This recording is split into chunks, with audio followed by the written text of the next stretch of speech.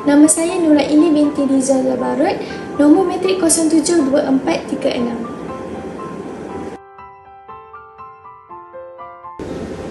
Tugasan ini adalah bertujuan untuk mengulas tentang video ceramah yang disampaikan oleh Ustaz Azhar Idrus mengenai persoalan yang menjadi pertanyaan pada waktu tersebut, iaitu adakah iman tidak sah sekiranya tidak mengetahui sifat 20 Allah.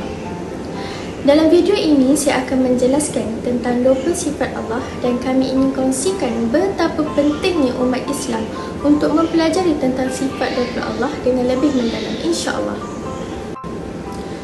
Sebelum itu, video yang saya ingin kupaskan adalah berkenaan video Ustaz Azhar Idrus yang dimuat naik di aplikasi YouTube channel rasmi Ustaz Azhar Idrus Official. Video ini telah dimuat naik pada 20 Oktober 2019 dengan berdurasi selama 32 minit dengan hasil tontonannya seramai 43,864 orang. Secara keseluruhan, video ini mendapat komen yang positif dan semua pertanyaan yang diberi dijawab dengan jelas. Nama penceramah ialah Ustaz Azhar Idrus. Beliau dilahirkan pada 12 Februari 1994 di Kuala Terengganu. Beliau berguru dengan ramai guru yang terkemuka, antaranya Tuan Guru Muhammad Tahir, Tuan Guru Muhammad Hakim dan Tuan Guru Haji Syed Muhtar. Beliau juga telah menerbitkan beberapa buku, antaranya Anda Bertanya, Ustaz Azhar Idrus Menjawab, berkenaan permasalahan semasa dan banyak lagi. Beliau juga merupakan penceramah bebas Malaysia dan terkenal dengan penyampaiannya dan ceramahnya yang amat bersahaja tetapi padat dan mengena.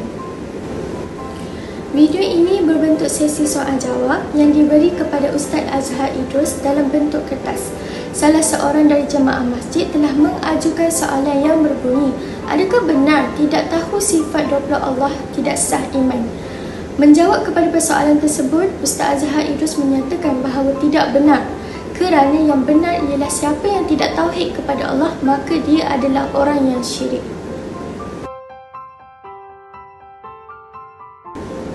Berdasarkan video ceramah Ustaz Azhar Idrus, kita dapat fahami bahawa pernyataan yang tepat adalah walaupun seseorang itu tidak mengetahui sifat 20 Allah, iman seseorang itu masih lagi sah dan tidak akan dikira sebagai seorang musyrik. Namun, jika seseorang itu tidak tauhid kepada Allah, itulah yang dikira sebagai seseorang yang mensyirikkan Allah. Terdapat beberapa definisi tauhid, antaranya ialah wahadah. Dari segi bahasa ialah bermaksud tunggal atau satu, manakala perkataan tauhid pula bermaksud mengesakan dan mengatakan satu. Dari segi istilah, menurut Muhammad Abduh mendefinisikan tauhid adalah sebagai ilmu yang membahas berkenaan dengan wujud Allah, sifat wajib, harus dan mustahil bagi Allah. Berdasarkan dengan jawapan yang diberikan oleh Ustaz Azhar Idrus, yang benar ialah siapa yang tidak mentauhidkan Allah adalah orang yang syirik, dan terdapat komen yang mempersoalkan kenapa hal tersebut syirik. Berpandukan definisi tadi, kita dapat menyimpulkan bahawa jika kita hendak mentauhidkan Allah Subhanahu Wa Taala, yang paling utama ialah wajib mengenalinya. Terdapat golongan yang memahami sesuatu ayat mutasyabihat dengan menggunakan nafsu mereka seperti mana dalam contoh ayat Ar-Istawa yang bermaksud Allah di atas arasy. Seterusnya ada juga segelintir golongan yang memahami ayat ini dengan mengatakan bahawa Allah itu bertempat di atas arasy. Mereka telah menyempitkan pemikiran mereka dengan terpesong dan menyamakan Allah dengan makhluk. Sedangkan yang dimaksudkan dengan arasy dalam ayat tersebut adalah istiwa. Menurut jumhur ulama, Allah menguasai dengan sifat yang layak baginya. Oleh hal yang demikian, penting kepada setiap umat Islam untuk mempelajari sifat 20 Allah supaya tidak terpesong dalam mengenali Tuhan dan juga tidak tertipu dengan anasir-anasir luar yang cuba untuk menjatuhkan agama Islam.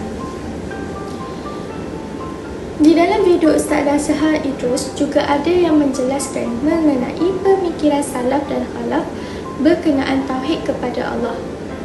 Perbezaan antara salaf dan khalaf bagi golongan salaf, ianya tidak mentakwilkan ayat mutasyabihat.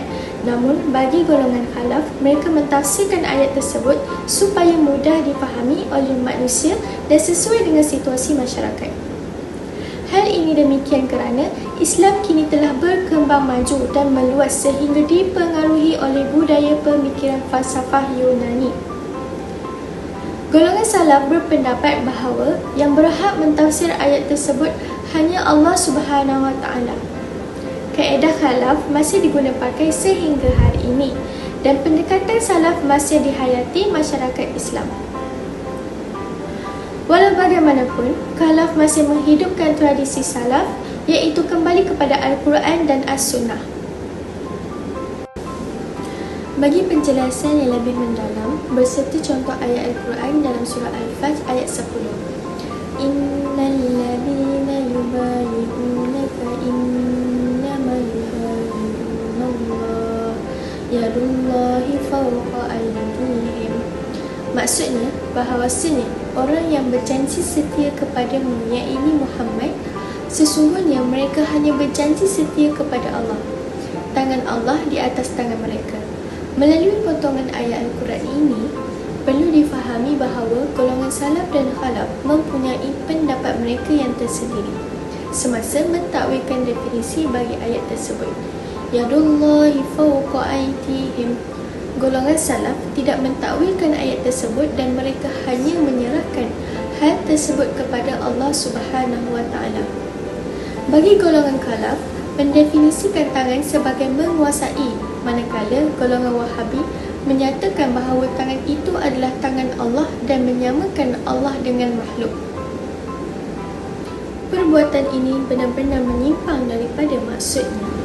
Di dalam video ceramah Ustaz Azhar Idrus juga telah menyebut tentang syirik merupakan suatu perbuatan yang dibenci oleh Allah.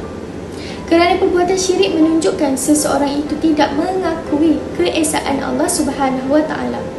Perbuatan syirik juga adalah perbuatan yang menyamakan Allah dengan makhluk ciptaannya dan hukumnya adalah berdosa besar. Seperti mana dalam firman Allah Subhanahu Wa Taala, Innallaha la yaghfiru an yushraka bihi wa yaghfiru ma duna dzalika liman yasha. Ayat ini jelas menyatakan Allah tidak akan mengampunkan dosa syirik bagi sesiapa yang mempersekutukannya dengan apa jua sekalipun. Seterusnya, sesiapa yang mempersekutukan Allah dengan sesuatu yang lain, maka ia telah melakukan dosa yang besar. Selain itu, menurut Ibnu Al-Jawzi, Allah tidak akan mengampuni orang yang musyrik yang mati dalam kesyirikan. Ini bermakna jika dia meninggal dunia dalam keadaan sempat bertaubat, maka dia akan selamat daripada azab api neraka. Itu sahaja video dari saya. Kesimpulannya, kita hendaklah mempelajari sifat 20 Allah bagi meningkatkan keimanan dan keyakinan kita dalam mentauhidkan Allah Subhanahu Wa Taala. Hal ini demikian kerana seseorang hamba tidak akan dapat mendalami hakikat Allah itu sendiri kerana akal fikiran manusia amat terbatas. Dalam riwayat Ibnu Abbas bahawa Rasulullah SAW bersabda, "Berfikirlah kamu tentang makhluk Allah dan janganlah kamu berfikir tentang Allah." Dalam hadis tersebut menunjukkan bahawa kita boleh memikirkan tentang makhluk Allah seperti ciptaannya untuk lebih mendekatkan diri kepada Allah dengan melihat keindahan ciptaannya. Namun, kita dilarang untuk memikirkan tentang zat Allah sehingga menyamakan Allah dengan makhluknya kerana akal fikiran manusia terhad dan amat terbatas.